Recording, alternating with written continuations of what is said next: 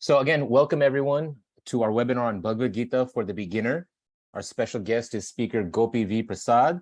And the Bhagavad-Gita is so complex, and at HUA, we have several courses on the Bhagavad-Gita, but this one in particular, designed for the beginner with Gopi Ji leading the way, it really helps us to begin appreciating the extraordinary and versatile text, the Bhagavad-Gita, and starts to pull out some of the lessons that it contains. So Gopi Ji has been with us for over a year now, teaching a series of courses. It's a 3-part series. It's titled Bhagavad Gita for the Beginner, and it simplifies the teaching of the Bhagavad Gita under the titles Deha, Jnana, and Yoga. So in kind of 3 courses, he highlights the different aspects of it. And today we're going to dig into the yoga course, and it explains the 4 paths of yoga in the Bhagavad Gita. And, I'm not even ready for it either, right? Brahma Vidya and Yoga Shastra immediately, and I'm getting there. But we can take the steps to get there and in that direction. And that's what this webinar and this course, series of courses, is about. So let me introduce our guest. Actually, did you put in the chat where you're zooming in from? About 8 of you. Let's see. Who did it? So I'm in San Leandro. That's in the Bay Area. Gopi Ji in Germany. And we have Kaushik Ji from Los Angeles, Chakra from Davis, California, Billy from Slidell, Louisiana, Sumit Ji from Pittsburgh, Aparna Ji from Richmond, Jessica Ji from Natasha, Florida, Nirja from Los Angeles. Thank you again for being on, Nirja. Shyamala from Cincinnati, Ohio. I understand we have a strong Hindu community out there in Cincinnati. Glad to have you join us. Vaibhav Ji from Phoenix, Arizona. Jaya from Ohio. Shreyas from New York City. Chidananda Ji from Hamburg, Germany. And we got Christina from Stamford, Connecticut. Prasant Ji from Perth, Australia. I'll get to you later if you put in your name and location hereafter. But now let me introduce our guest, Gopi V. Prasad, who has an MBA in global management from the Bremen University of Applied Sciences in Germany. And he actually worked in India for about 10 years before moving to Germany. He's been in the field of banking and insurance. He specialized in training and development and handling startup ventures. He's the founder of Glowman Group, which offers strategy consulting in the area of international business and online education.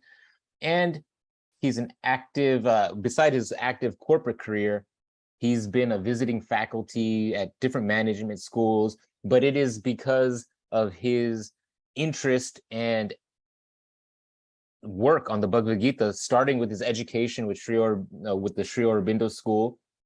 He's been involved with the Bhagavad Gita since childhood.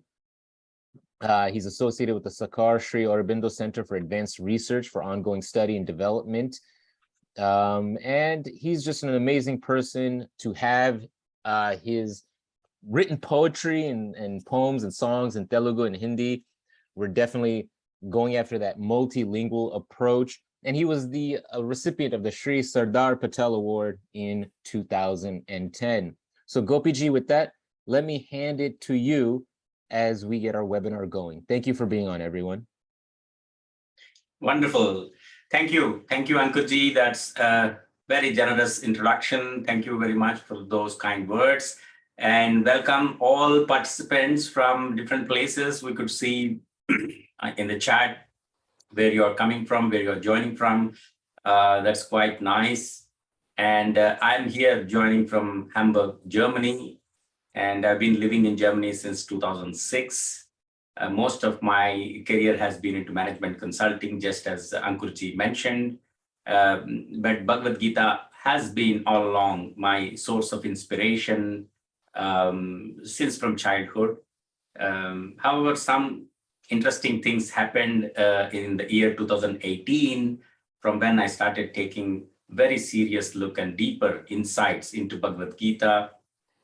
Took a deep dive and started exploring this as knowledge base to be unveiled or revealed or brought to everyone, who could potentially benefit from this great divine wisdom.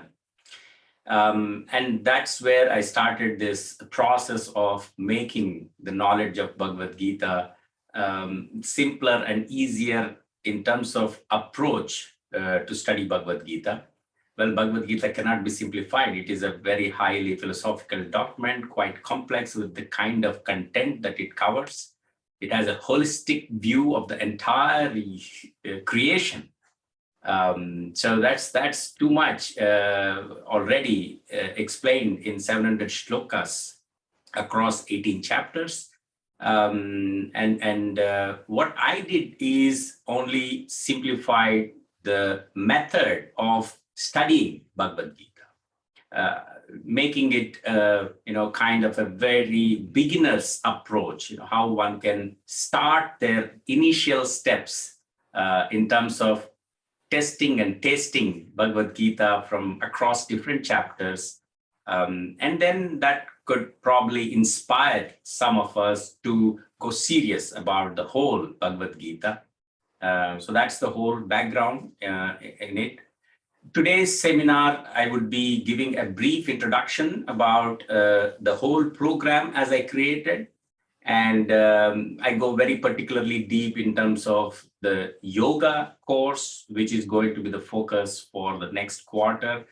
And hopefully we will have question and answers, interact with you about any specific questions. Please feel free to raise your questions. I would rather like this more as a conversation rather a monologue, and that actually helps to get what we look out from this webinar. I also see the number of participants is not quite large. We can definitely handle personal questions. So please feel free to raise questions and make this more interactive and useful for you. On that note, let me give a brief background, about the whole course and the methodology that I adopted in this. Before getting into the contents of Bhagavad-Gita itself, what I did is I created a platform, a kind of a learning model, as I call it, using which then I brought the knowledge of Bhagavad-Gita into a structured learning program. Now, I call this method as G-learning. I mean, we should give some name to it, so I gave it a name as G-learning. It stands on the principle of Trividya, Chatussiksha, Panchamedha. Now, Trividya stands for 3 components learning approach, and the 3 components are sadhana, sodhana, and vadana. We will be exploring the contents of Bhagavad-Gita on these 3 methods of learning. One, by way of sadhana, where we get acquainted with the basic knowledge and information about the shlokas. We practice the recitation of the shlokas. It's not necessary that one has to really by heart or get very rhythmic in terms of the pronunciation.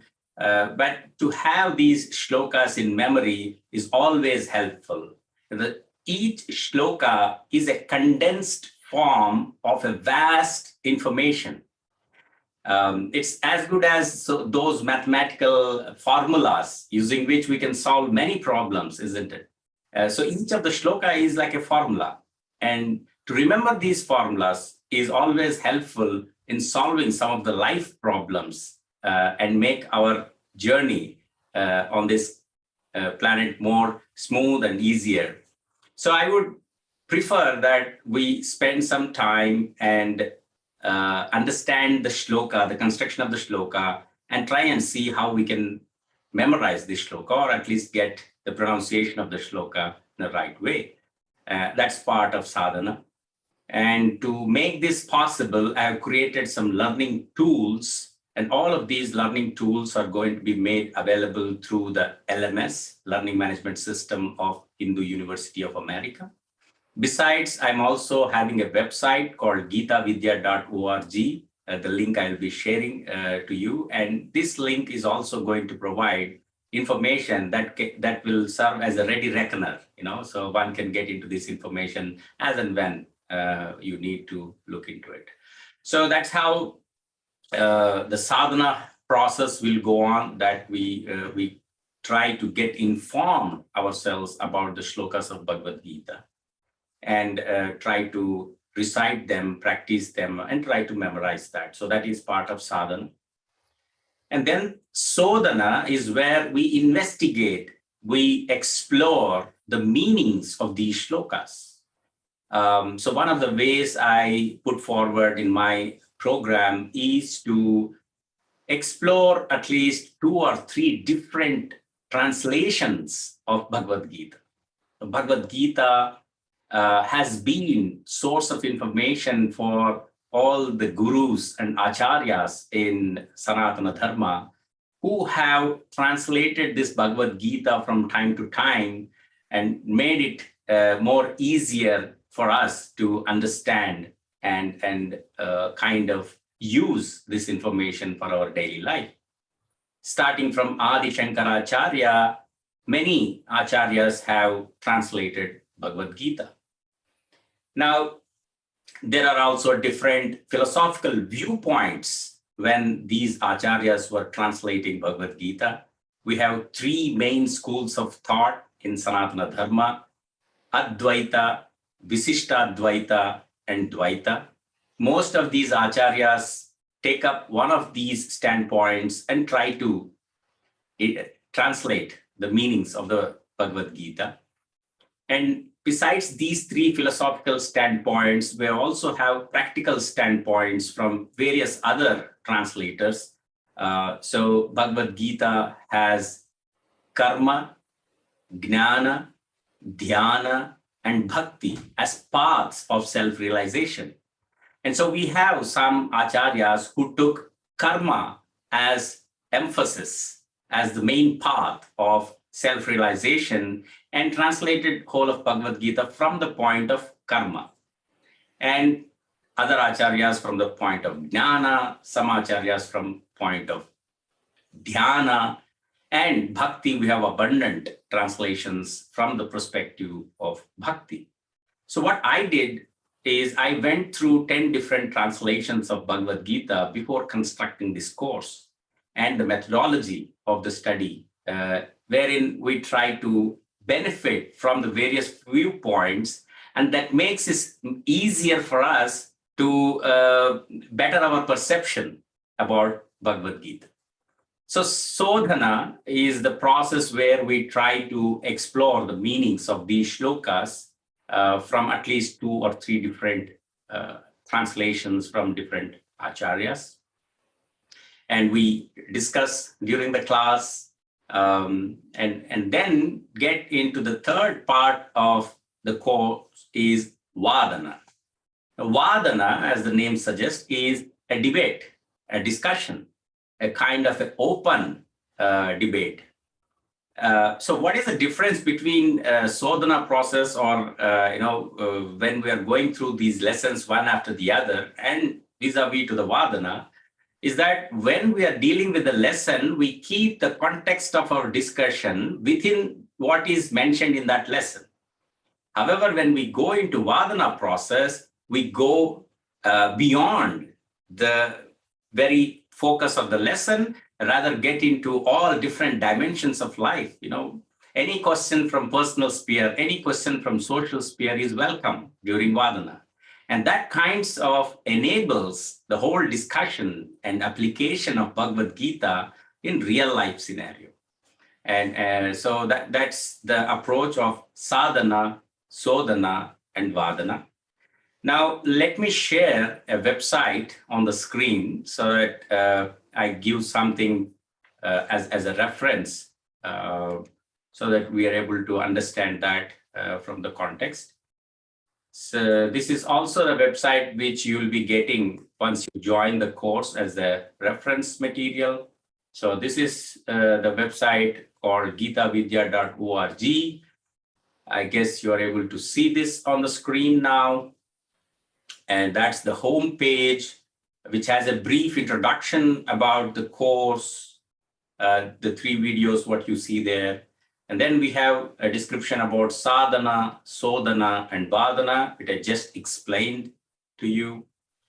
And then the basic 3 different programs that which I've created. One is Deha, Jnana, and Yoga. So the course Deha is all about principles of sound body in Bhagavad-Gita. What are the basic rules of this creation and the composition of this human body? And how are we to benefit from the wisdom of Bhagavad-Gita in making this body sound and healthy?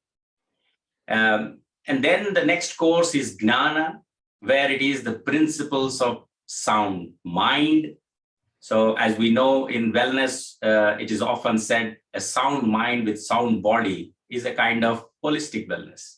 So I've added a third dimension to it, which is yoga, which talks about the pure soul. So what I understand and what I strongly believe is that when a person has a sound body, which is quite healthy and active, and also the person has sound mind, that is, he's quite smart and quite professional and quite talented. And if such person does not have a pure soul, there is a high probability that this person is going to use his sound body and sound mind for some destructive purposes, or at least put it in a non-constructive ways. And hence, it is equally important that the person, right from the childhood, should develop the pure soul. Now, Bhagavad Gita has profound knowledge about how to purify the soul. When it sounds like purifying soul, so is it getting impure? How does a pure soul becomes impure, and how do we purify all of that? Well, the deeper discussion is in the course. I would strongly recommend for you to join the course, and then we get into a deeper discussion. But for now, I just give a kind of a bird's eye view on that. The soul is a spiritual element. It is an eternal part of the human body, and its objective is to pursue the divine. Now, what happens in this regular life, in the material world, that by contemplating on more of the materialistic desires and running behind some of those materialistic wants, our mind and our body influence the soul in a materialistic way. And that is the impurity. That is which doesn't belong to the eternal aspect. And so we have to bring it back into a pure form, and that is called purifying the soul. And that's what is in the yoga course. So put together, these three courses can be pursued in any direction. It's not necessary that one should have done Deha course and Jnana course before getting to yoga course, not necessary at all. Because each of these courses are independent, and each of them have lessons that are also independent, and the knowledge is self-completing within the course itself. So you could pursue it in any order, meaning to say you can join yoga now and continue with Deha and Jnana later. So it all continues and fills the loop. Today, let me take you through the next details about the Deha course. I need to bring this down. Yeah. Great. So as you see now in the programs menu, there are three courses: Deha, Jnana, and Yoga. I'm clicking on Yoga and taking through the information about yoga for today. But those of you who are curious could also go through the other details if you want. The course description of yoga, as I just described, it is available there in a paragraph. And then this is all the course contents. There are basically 5 lessons in this course that we are going to look into. The first is Yoga Sukshma. We try to understand what is the principle of yoga. So in Bhagavad Gita, the yoga is union with the soul. The word yoga in Sanskrit means union of two things. And in Bhagavad Gita, we are talking about the union of this body with the very soul. So that is self-realization. And there, 4 paths are suggested in Bhagavad Gita for self-realization. And they are Karma Yoga or Karma Marga, Jnana Yoga or Jnana Marga, Dhyana Yoga or Dhyana Marga, and Bhakti Yoga. So one can pursue self-realization, that is exploring self, either through karma, either through jnana, or through dhyana, or through bhakti. So what we are going to see in this course is that how can we turn our day-to-day activities, which are karmas, into karma yoga? By following what principles and ethos and rules and regulations can we turn our daily routine activities, which we normally do anyway? We wake up in the morning, we use our time and resources on certain tasks of our life. Doing them the way we are doing right now will definitely fetch some material results. Absolutely. But is there a way that while we are achieving our material results, we also can use the same time and same resources, same activity towards self-realization process? So without deviating from our daily life, without deviating from this material world, we could still benefit and get the eternal values from our daily work. So that is what we discuss in Karma Yoga, this lesson. And then is Jnana Yoga. So Jnana, in terms of Bhagavad-Gita, is Brahma Jnana. Now, what is Brahma Jnana? The word Brahma denotes something which is very profound, very great, superior, supreme. So anything of that nature, we use the word Brahma as adjective. For example, we all know through Mahabharata, Astra. Astra is a weapon. Yeah. So we have Nagastra, Varunastra, and so many kinds of astras. Supreme of all these weapons is called Brahmastra. So the word Brahma denotes something which is of supreme nature, highest in the order. So here the Jnana that is imported in Bhagavad-Gita is called Brahma Jnana and Yoga Shastra. That is how it is. In fact, the introduction of this webinar was also saying that one may not be ready for Brahma Vidya and Yoga Shastra immediately. Now, but we can just take the first steps, and that's exactly what we are going to see in the Jnana Yoga, that what is that knowledge which is enabling us to pursue the spiritual enlightenment. Then comes Dhyana Yoga, meditation, and the basic techniques of meditation have been very clearly laid out in Bhagavad-Gita.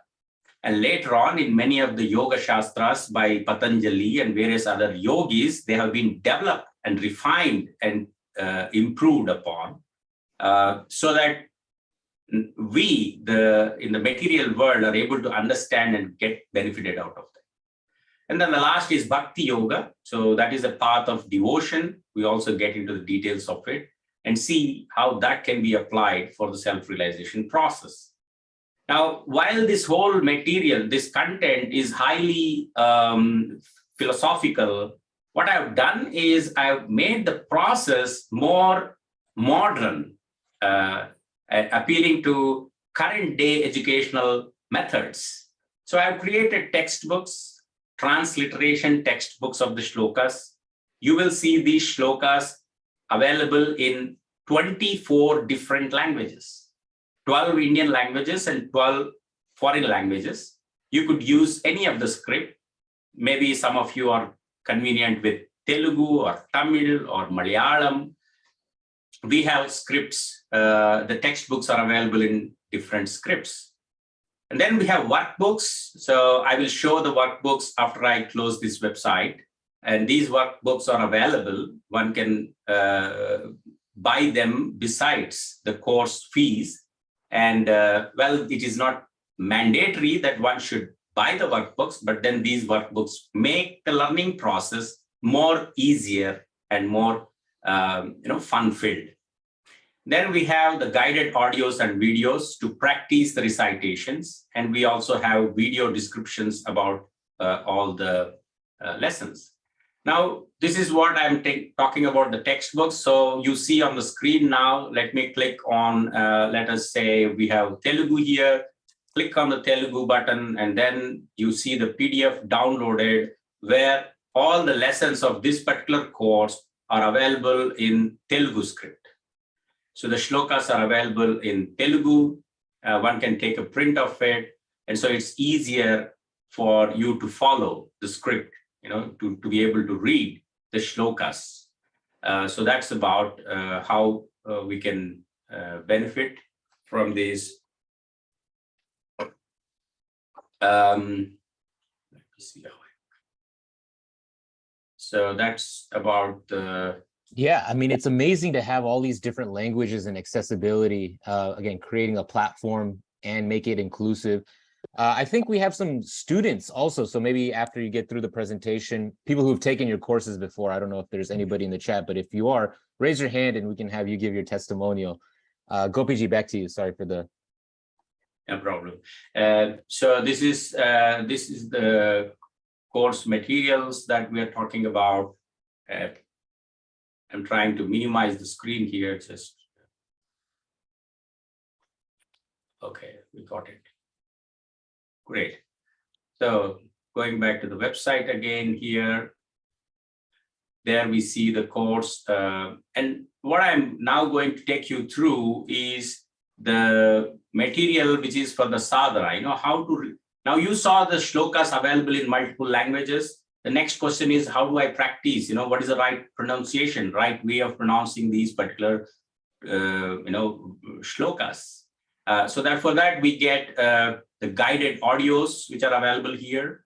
I'll play one of the audios for your reference.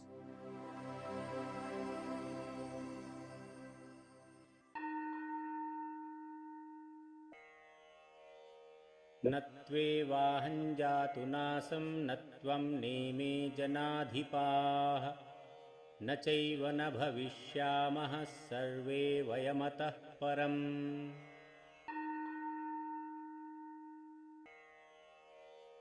नैनं छिन्दन्ति शस्त्राणि नैनं दहति पावकः न चैनं क्लेदयन्त्यापो न शोषयति मारुतः.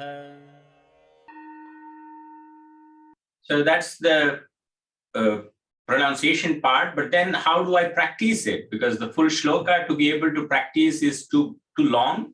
So what we have done is created practice videos where one can follow these videos and word by word practice the pronunciation of these shlokas.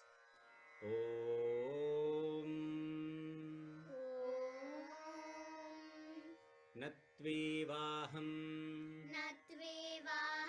जातु नासं नत्वं नेमे जनाधिपाः न चैव न भविष्यामः सर्वे वयमतः. That's making it easier to practice the pronunciation of the shlokas. And that's the sadhana process. We just complete sadhana, the practice part. And then we get into the sodhana, where I've created pre-recorded video lessons for each of the lessons that we are covering, and in each part. And what you see here is I'm explaining the lesson verbally, and I'm also in the background showing a non-verbal description, that is a graphic illustration for the meanings of the shlokas. I'll play one of the videos just for a reference. This is what we get to see. Namaste and welcome. In this video, I'm going to explain the meaning of 4 shlokas from Bhagavad-Gita. These 4 shlokas are going to establish a new beginning in the journey of understanding Bhagavad-Gita, and also a new beginning to the theme of yoga. Let's get started with the first shloka.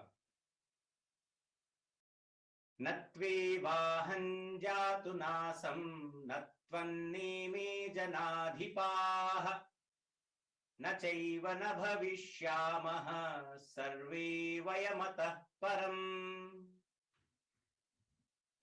This is shloka number 12 from chapter 2 of Bhagavad-Gita. In this shloka, Bhagavan is giving us one of the very crucial knowledge, information about our existence.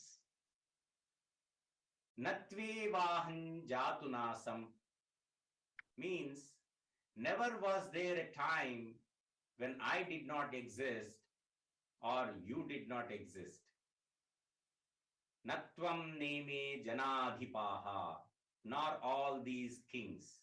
Now remember, Bhagavad-Gita is. So this is a kind of a graphic illustration explained verbally also. And each lesson will have 3 parts. So Yoga Sukshma, the lesson 13, part 1, part 2, part 3. And then there is the next lesson, Karma Yoga. Again, we have part 1, part 2, part 3. Then Jnana Yoga lesson, Dhyana Yoga, and Bhakti Yoga. So you have these pre-recorded lessons can be accessed anytime, any number of times to deepen your knowledge, to deepen your understanding about the course that we are getting into. Now, let me show you the workbooks that I've been talking about, and then we will open the floor for questions and remarks and feedbacks and make it lively. While answering your questions, we'll get into more detailed informations, if I may. So these are the workbooks. You get 2 of them. One is a graphic illustration book where all these images are available, and one can go through the graphic illustrations as they are going through the shlokas and the meanings of the shlokas.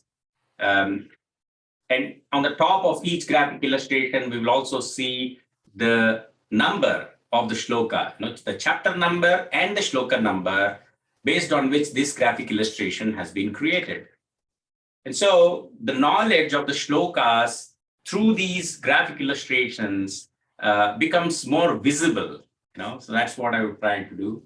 And we have some exercises that one, if may like. So we have a copywriting of the shlokas in a language of your choice, filling colors into it. And then we have QR codes by scanning which you get into the website and other recitations of the shlokas. So these workbooks are available already in USA. We just get them to your door once you are enrolling into the course and opting for these workbooks. So now you have seen how the sadhana and sodhana processes are designed in this course. Vadana is more of a discussion where we're going to give you 10 different topics from current day life. And then we all will engage in a discussion. It could be a family issue. It could be a social issue. It could be the war which is going on now, anything from the current day scenario. And we apply the wisdom of Bhagavad-Gita onto that particular issue and see if we are able to find a better solution. So the application of the divine wisdom in a daily life scenario is what we try and explore during the class, so that once we try this method, and more of it can be done in daily life, and which will lead to the ultimate objective of this course, which is to realize the Bhagavad-Gita. Remember, understanding Bhagavad-Gita is one thing, realizing Bhagavad-Gita is another thing. Understanding we can do by going through the interpretations of 1 or 2 acharyas, but realizing Bhagavad-Gita is a lifetime exercise. The same shloka will reveal different meanings as we grow in our life. And I've experienced it, and I'm sure you will also enjoy it and appreciate it when you start going through this course. With that, Ankurji, I open the floor for questions. Let's get into a kind of a discussion mode. Awesome. Well, somebody's asking, and I'm kind of curious, like you said, you started studying the Bhagavad-Gita from a young age, but who are your teachers? What was that path like for you? Maybe a key turning point or something that really dug into it. And then we'll follow some other questions. Please put your questions in the Q&A box. makes it easier for us to follow rather than the chat box. Yeah. Great. So this is a very important question, and this question is asking something directly, and there is also an indirect question in it. Let me answer both of them. I studied in Sri Aurobindo Ashram in my native place in Tadipatri, Anantapur district of Andhra Pradesh. And this school was started by the devotees of Sri Aurobindo from the Pondicherry Ashram.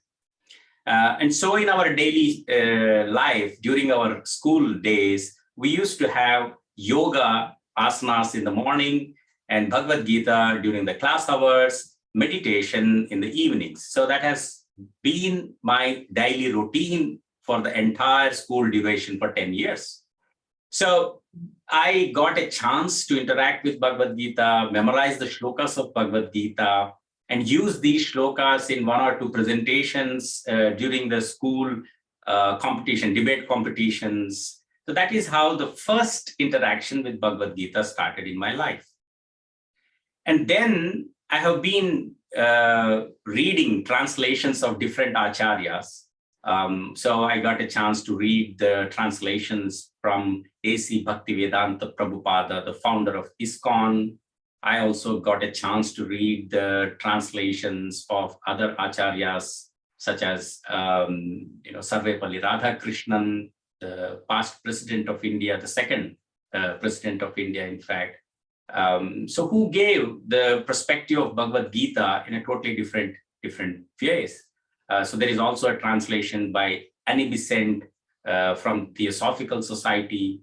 I do not subscribe to one particular philosophy, either Advaita or Dvaita or Visishta Advaita. Rather, I look at it from a more academic perspective.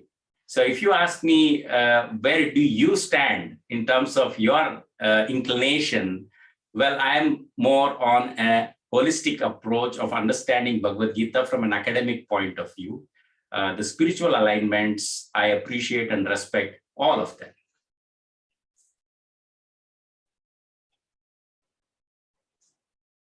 Great, great. Well, let me drop in the chat the link to the course. So it's going to be on Sundays. First day is October 9th, 11 a.m. Eastern time to about noon or 12:30 Eastern time.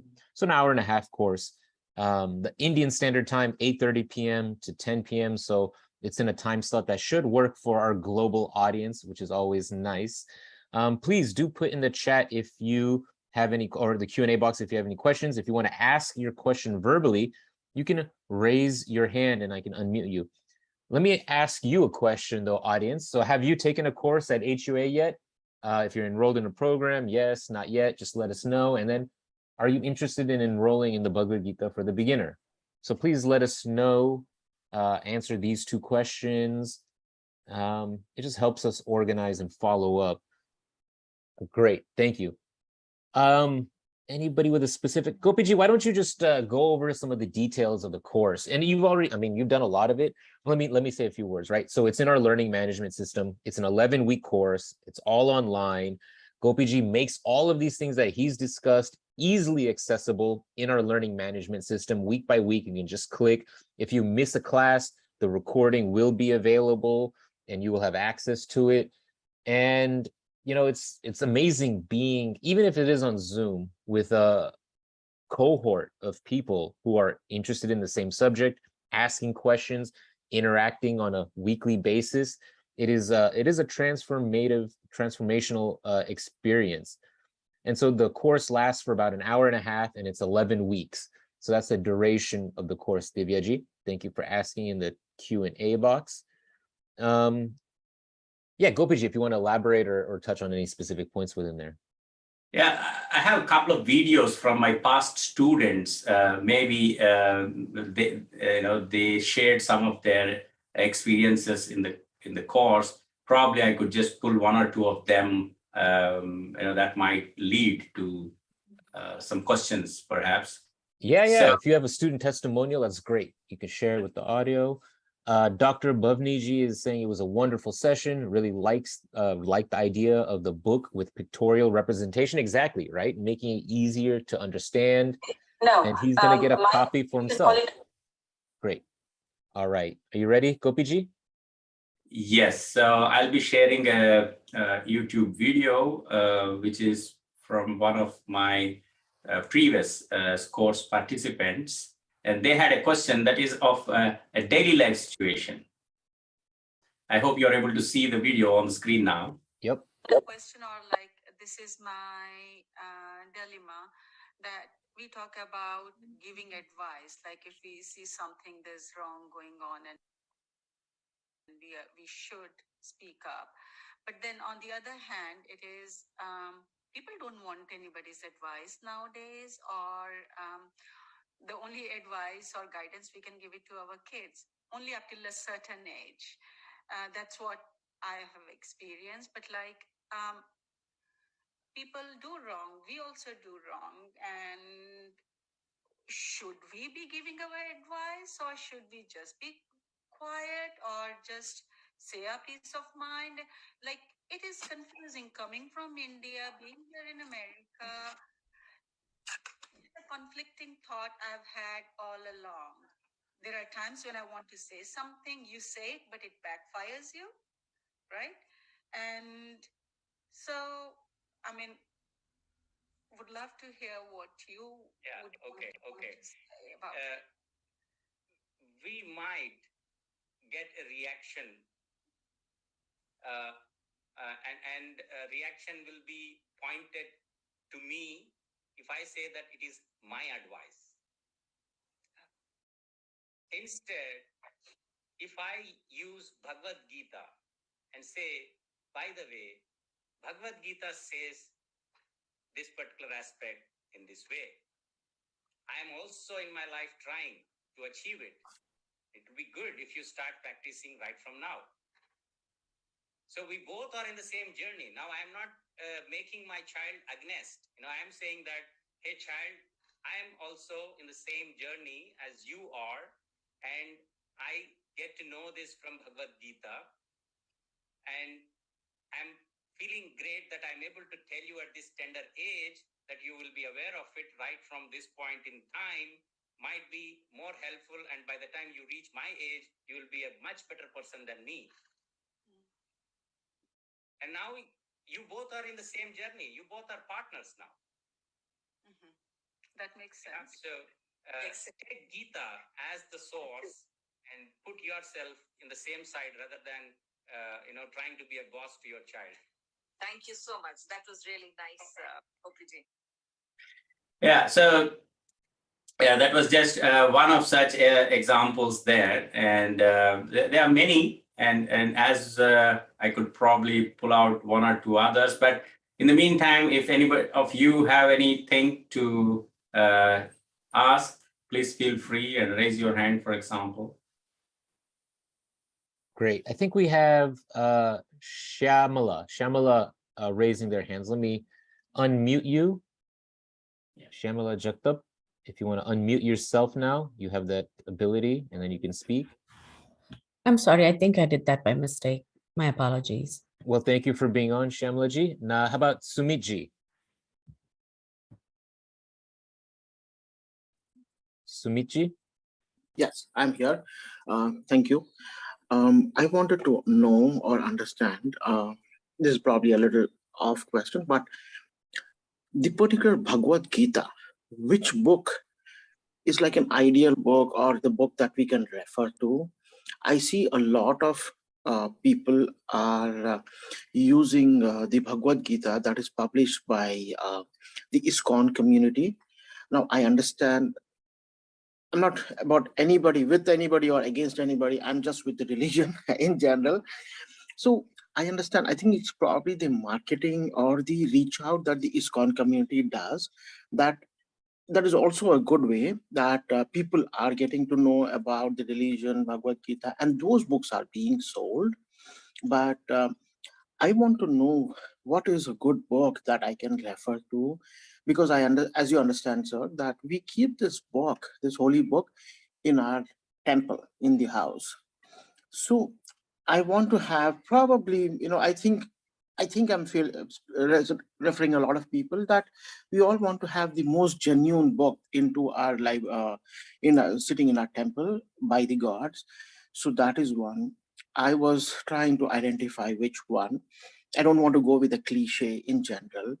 And then at the same time, my concern is I don't think a lot of us are, or rather, let me talk about myself. I'm not able to read Sanskrit. I don't know as much about Sanskrit, but I would love to read your Bhagavad Gita on a daily basis or incidentally, occasionally or so.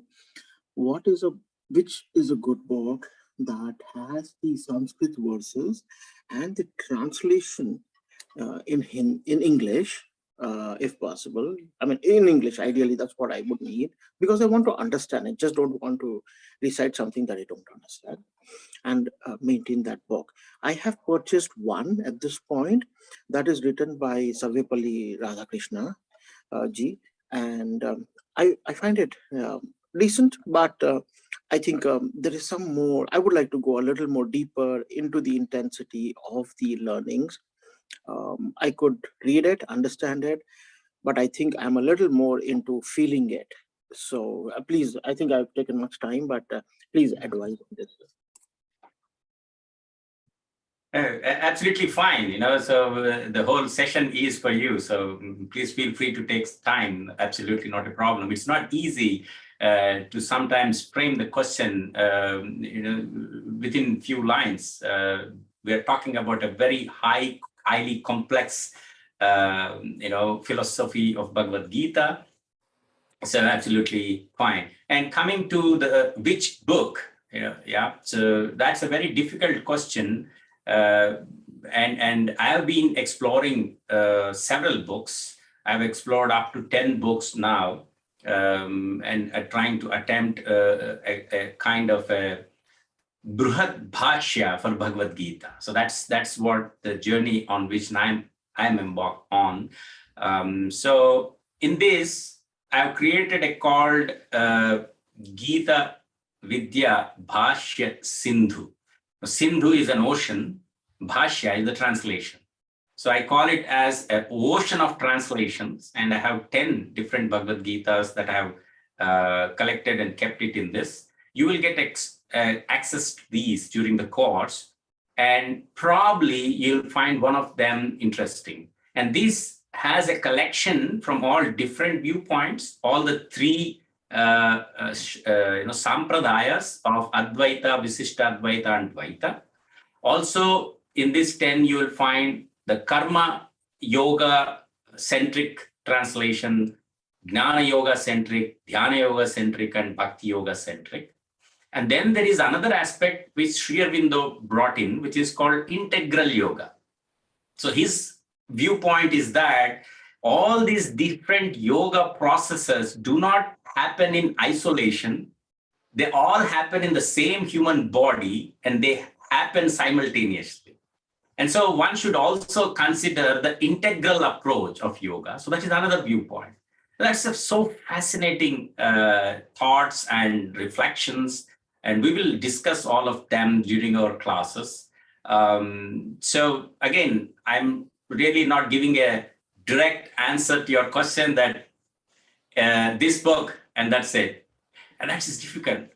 In fact, the whole of Bhagavad Gita, after explaining the entire philosophy of the creation, Krishna himself at the end of Bhagavad Gita says to Arjuna, "Hey Arjuna, now I gave you the most secret divine knowledge that explains everything.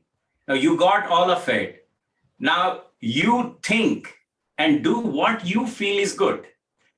So Krishna himself didn't give any directive answers in Bhagavad Gita, and this is how it is. So we have to explore and realize I can be a partner with you in this journey. We'll go together and try and find the kind of Bhagavad Gita which matches your wavelength and makes your understanding of Bhagavad Gita more satisfactory.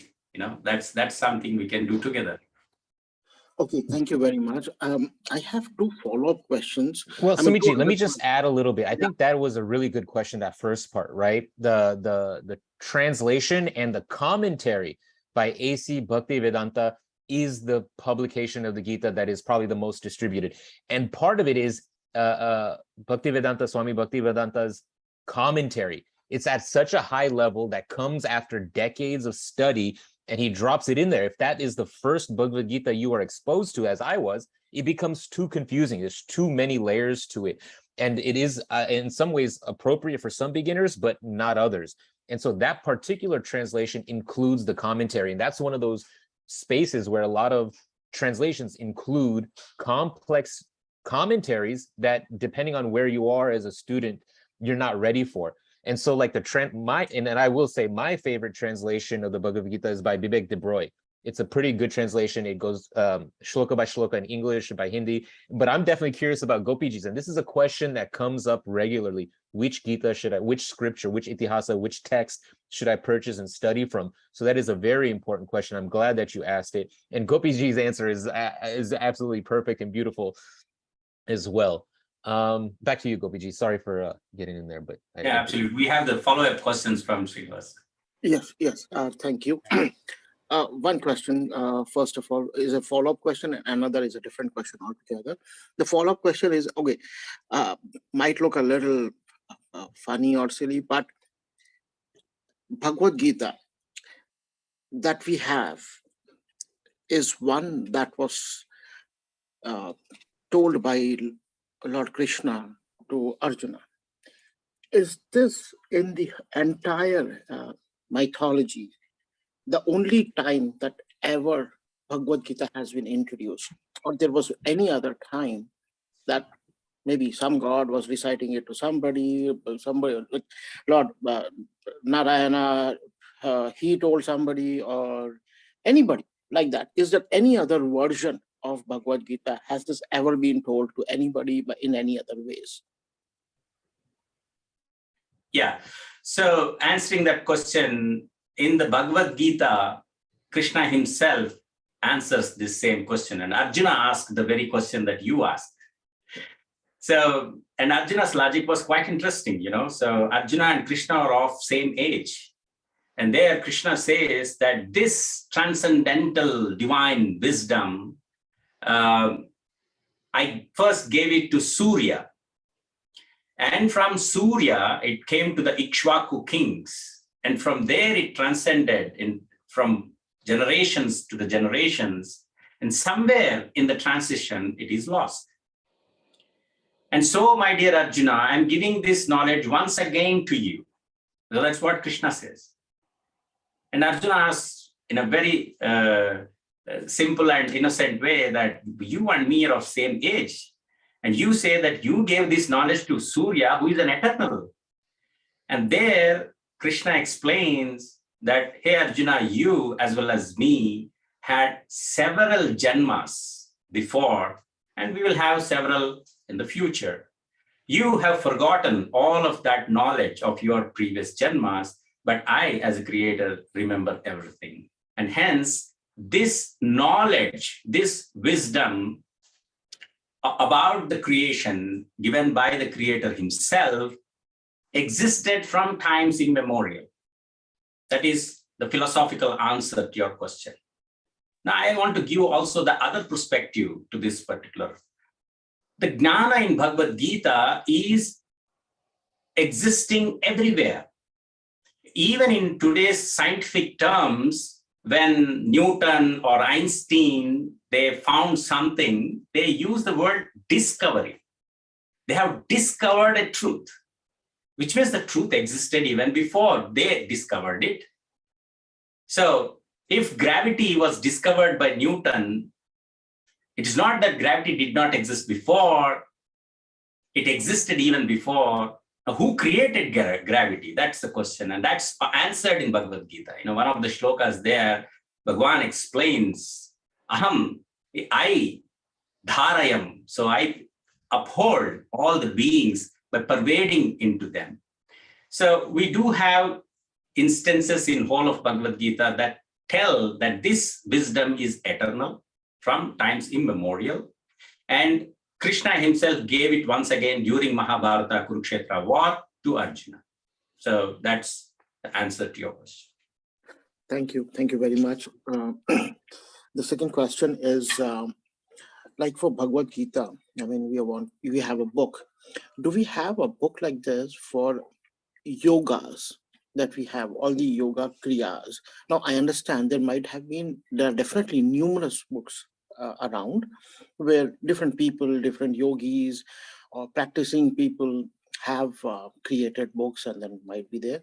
But then is there something like our own red book, Bhagavad Gita, which is probably an original or something like that that we can refer to, which people might have refined over a period of time, but is there like a standard in which we can follow?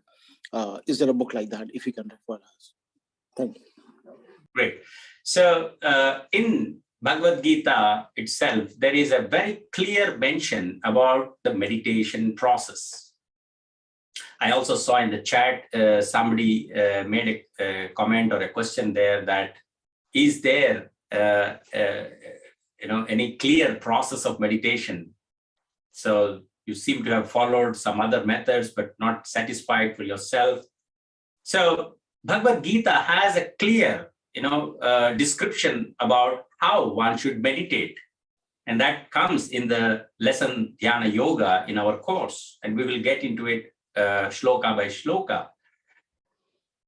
Let us remember one thing when it comes to meditation, which is one part of the whole yoga. So yoga is a kind of a very huge, and there are different methods, Hatha Yoga, and Kriya Yoga, Kundalini Yoga. There's so many different processes, and many yogis have realized these processes helping them, and so they have documented. Some of them, at least, they have documented, and those documented, shastras are available for us.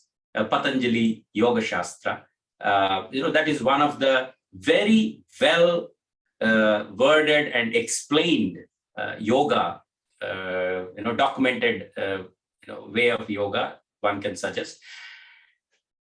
Before getting into which is the better book or a best book, let us remember Dhyana Yoga is different from other three yogas.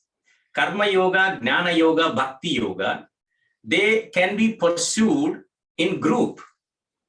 You can work in teams with other people in a one task, and all of you together can pursue the task and achieve the results collectively.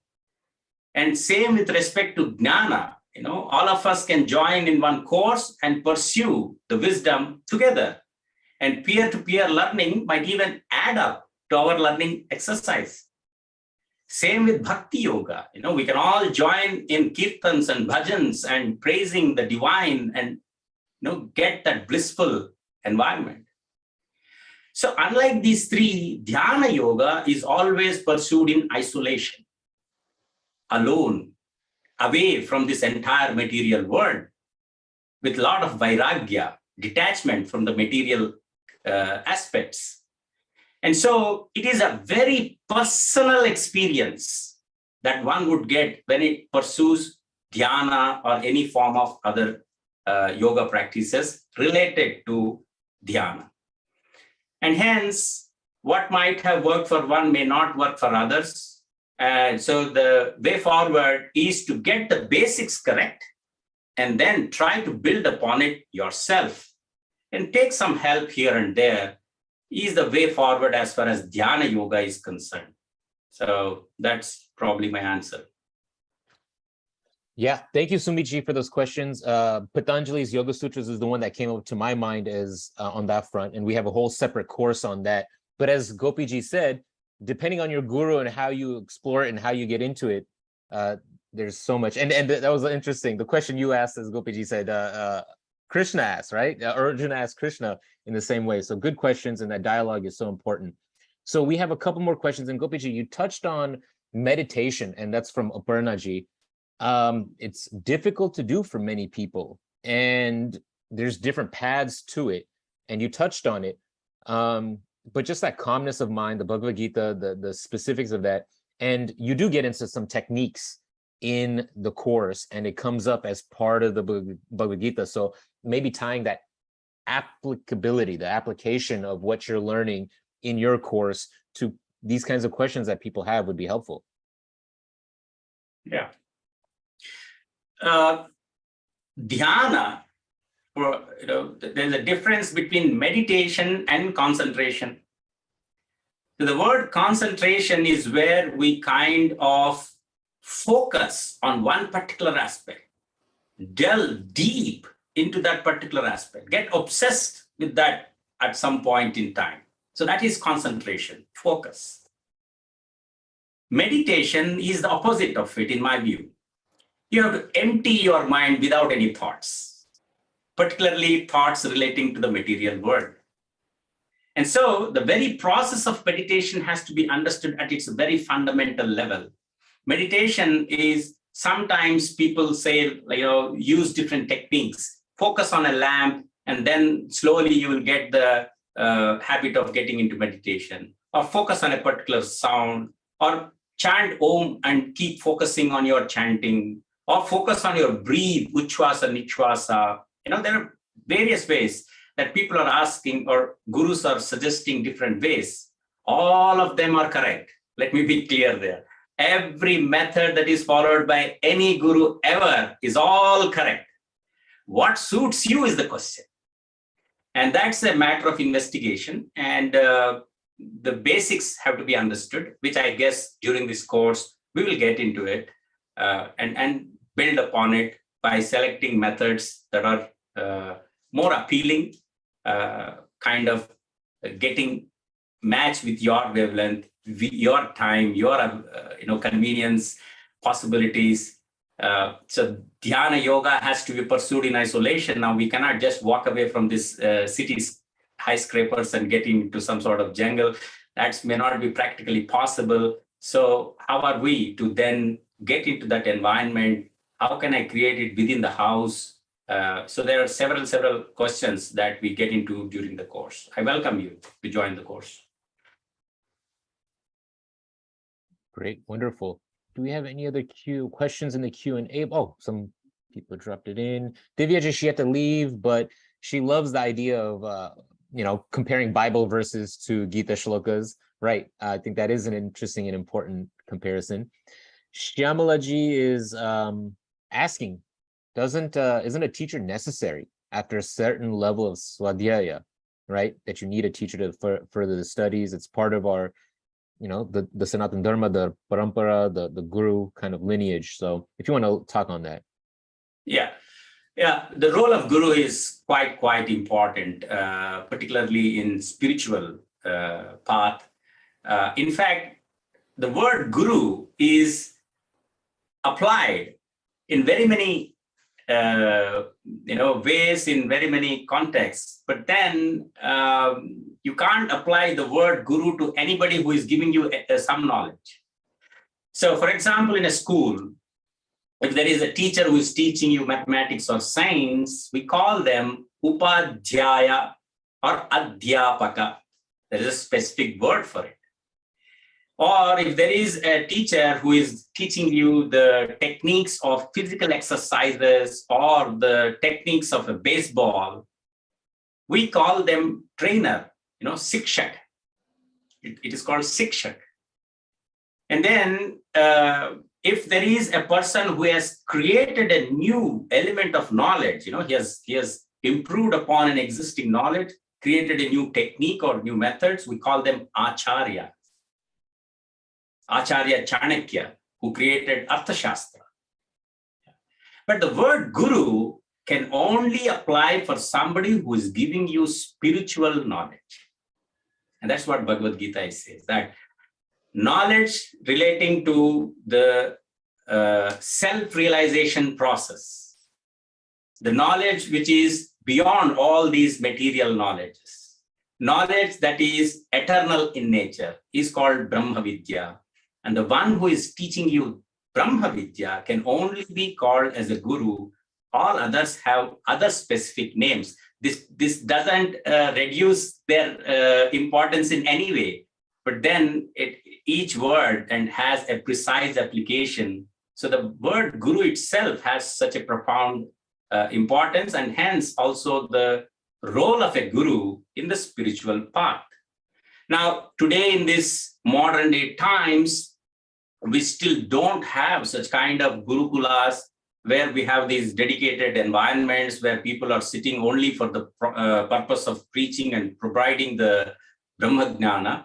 And so the Pratama Guru, in my view, could be, for those who believe in Sanatana Dharma, the Bhagavad-Gita. The Bhagavad-Gita is the word of divine. Bhagavad-Gita is from the Krishna, the divine, who is Adi Guru, or he is the he's the one from where it descended, the whole thing. And so all the lineage of every guru goes up to the same supreme. So the first available guru at your disposal could be always Bhagavad Gita. So you could start the journey from Bhagavad Gita. And then I'm also very many times I heard that you as a Sishya don't find a guru. When the time is appropriate, the guru finds you. That's something which I heard from many other spiritual practitioners. So that might be true. So maybe the somebody will find you. Wonderful. The energy you give is the energy you get. I feel that a little bit. So if you're looking for that guru, maybe it's just a matter of time before you cross paths. Let me put it in the chat one more time. This course where Gopiji, you're a guru almost, right? You're in this, you're teaching, you're using the platform, we're sharing all of this knowledge in an easy to access way here at Hindu University of America. And we're glad that you're teaching this third course on Bhagavad Gita for the beginner, bringing people in at all these different levels. The course is going to start October 9th. Please sign up before October 1. Something like that gives us enough time to get you signed up into the course, you logged in, get your email address and all those other details. So I think the late fee might pop up around that time as well. So please do consider enrolling. It starts October 9th. We can answer some questions in the meantime. You'll get a recording of this webinar shortly. Yeah, please share. It's going to be a wonderful course. And Gopiji, I think we handled all of the questions. Yep, those are all the questions. And then anybody else? Last chance, raise your hand, drop a question in the Q&A box. Basji, for sure, from Florida. Go ahead. I have allowed you to unmute yourself. You have to unmute yourself now. Namaste, Guruji, Gopiji. Namaste. Namaste. I am a former student of his. I did the first course and the second course, and I enrolled for the third part, the yoga course. I just want to encourage everyone who listened and tell their friends and they join this course. He's extremely helpful and he is a great guru. He answers every question. He answers you offline.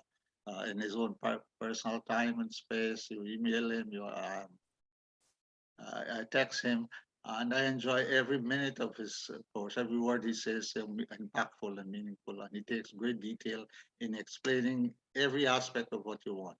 And I fully share the point I learned from him that don't believe or don't read one book and settle with it. Read as many books as you can, and in the course you bring them to him, and then we all discuss it and go forth in the world, live our life with whatever opinion we form based on what we know and based on what we know from all these different sources. So I admire him, I respect him, and I encourage everybody to join these courses.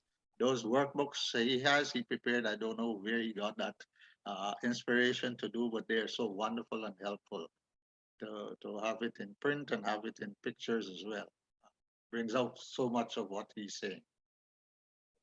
Thank you. Thank you. Thank you very much for those kind words. And I'm glad that you came forward and shared your thoughts and your experiences. I learn from every class of mine, so it's a collective learning process, and the energy that you see in me is only because I like every new student, every new class, because that teaches me a lot and makes me progress in my path of spiritual enlightenment. So we are all learning together. Wonderful. Thank you, Basji, for sharing, and thank you for being a regular attendee of these webinars and a supporter of Hindu University of America. Definitely appreciate you. The course is going to be, I think it's at $300, right? This somebody, Aparna, is asking, and recordings will be available. If you need a scholarship or some help, you can reach out to us. We have a scholarship page, especially for those that are living not in the United States. We know the currency exchange isn't the easiest. I'll drop that into the chat, as I think we're close to the end. Gopiji, some maybe closing thoughts, and I'll drop some more of these useful links in the chat as we close up this webinar. Thank you so much, Gopiji. Basji, again, that testimonial right at the end, perfect. I think it encapsulated what Gopiji is doing and welcoming and warmly inviting everyone to participate in his course. Great. So I'm really looking forward to most of you joining this course. And like Uncle Ji already mentioned, every session of the course is recorded and made available within 3-4 days so that one can go through the same class recordings once again. And in the past, I had a couple of students who enrolled from Australia. And they were living in totally a different time zone altogether. It was never possible for them to attend any direct classes, but still they joined the course and they benefited equally like the live participants, because the whole course was recorded and they were following the recordings. Besides, any questions they had, they used to write me an email and I used to reply them on email. In 1 or 2 cases, I had a student who was not, able to answer a question, was not able to articulate it, so preferred a phone call rather. So we agreed on a time and we made a phone call. Through this conversation, I could solve some of those questions. So we will use every possible means to arrive at a satisfaction that, yes, I learned something from this course. So that much you can really count on. And to the end of today's webinar, particularly concluding the yoga course, what I would say is that in every human life, we have 2 things. One is the growth. The second one is the transformation. Growth is what we achieve, which is measurable most of the times in the material growth, the growth in your career, in your paybacks, your assets, all of this is visible and measurable. So that goes incremental. And second one is transformation, to become totally something else from what you have been before, be it from the mindset, be it from your approach to life. And this transformation is a kind of leaps of change. And both are happening in human life. And they happen because your activities, you do something in that direction. All your activities are fetching you that growth and transformation. Now, there are 3 methods how these activities are going to fetch the growth and transformation. One is, I call it as science, spirituality, and religion. So science elevates a person from one state of life to a better state of life. There are many people whose parents were never able to afford even a flight ticket to USA.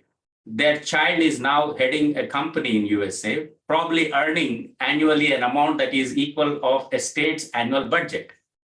Yeah. So this upliftment has happened because of education, science. And second growth or transformation is with spirituality. Spirituality liberates. The detachment from the material world enables a person to liberate from all the clutches of this life, and nothing bothers him anymore. And then the third is religion. Religion plays such a high important role in our life. It regulates. It gives us what to do, what not to do. And without religion, humans are no more than animals, so they also eat and reproduce. But the only way humans distinguish themselves is because of the regulation. And so these are the 3 dimensions science, spirituality, and religion. All these three we are going to see in this course of yoga, in those lessons of karma, jnana, dhyana, and bhakti. I encourage each one of you to take up this course. It will make you a different person from your mindset by the time you complete the course. I hope so.